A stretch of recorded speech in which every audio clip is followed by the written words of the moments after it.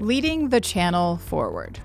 That's what the Industrial Supply Association has pledged with its services as a longstanding industry trade group, specifically in providing tools and strategies to help industrial manufacturers and distributors to navigate changes and excel in the process.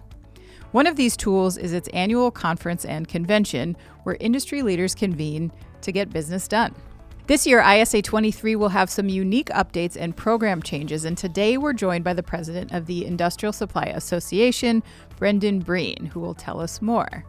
All right, so I would like to know about ISA 23 and what you are most excited about this year's event.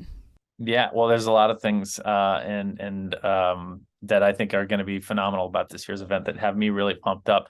One is that we've gotten really crystal clear on our purpose and our vision for why we want to have this event. And this is based on the feedback from our members from previous conventions, but also specifically from last year's, where we did try to do some new things. What they've asked for is something simple: make it the best networking experience in the industry. Networking is why they come to this event. They want to gather manufacturers and distributors all in one location, so that they can develop their businesses, relationships, and ultimately serve the end user more. So we've created a lot of new experiences, new opportunities for networking beyond just speed dating booth meetings. So yeah, I'm excited about the focus that we have, but also the specifics around some of these new things we're doing. So tell us a little bit about what is changing this year and why. Yeah, so for those of you who haven't been to an ISA convention in a while, we have changed the format so that there is more exhibiting time, more time for people to be having these private meetings in their booths with channel partners, prospective and current. We've also added a couple more experiences that allow for different types of meetings. So some things require more than just a 15 or 20 or 30-minute meeting.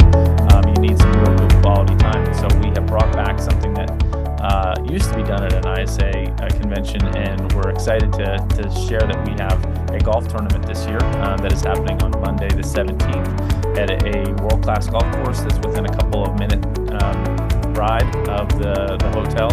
And this allows people to spend really good quality time, not just while playing golf with the other members of your foursome, but there's a breakfast and a lunch and a little reception afterwards that allow for some deeper conversations, and that the response to has been phenomenal. We've sold over half of the spots already, and they're going very fast. So I think we struck a chord there with that. For those of the people that don't play golf, we have a 5K fun run that morning as well. That again gives people the opportunity to not be so rigid and formal in their introductions to other people. It allows people to have what we're calling sort of casual collisions, and get to know each other on a little different level. Maybe you don't talk business, maybe you talk about your family, or you talk about your interests, and that really does deepen the relationships that people have. So those two things, plus we have a brand new meeting scheduling app.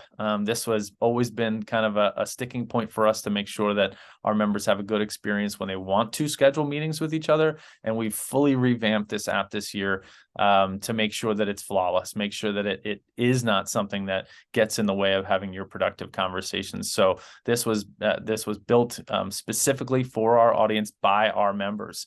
We put together a task force of people that actually use the tool to help us develop it. And so we're really excited to offer that up to our members too. I like that term, casual collisions. All right, finally, Brendan, in your opinion, what do you think are some of the biggest trends and maybe some of the biggest challenges that are facing the industry, and how do you plan to address those with this year's event?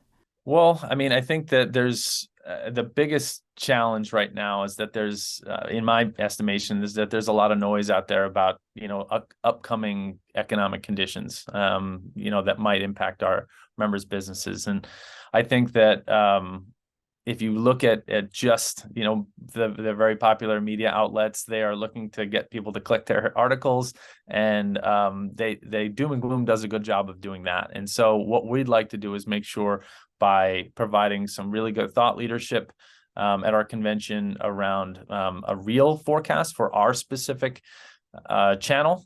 We are bringing ITR Economics and Alan Bolio to really set the record straight and give people the information that they need, and that applies to them as opposed to a global environment, to be able to plan accordingly. And we're also going to give people some breakout sessions that tell people what they can focus on during maybe a little bit slower of a time. But the trends, as you asked, we're seeing that some of what the doom and gloom is talking about is less, is going to impact this channel a little bit less. We're seeing, U.S. industrial production be not as low as GDP, as in the forecasts, and that's encouraging. Demand is still high. Supply chain is easing up. Labor is looking good too. So these are all positive indicators for something that can still make 2023 a great year for our members. And anecdotally, I talk to members all day, and they're positive too. I think that 2022 was a great year, but they're still looking at growth.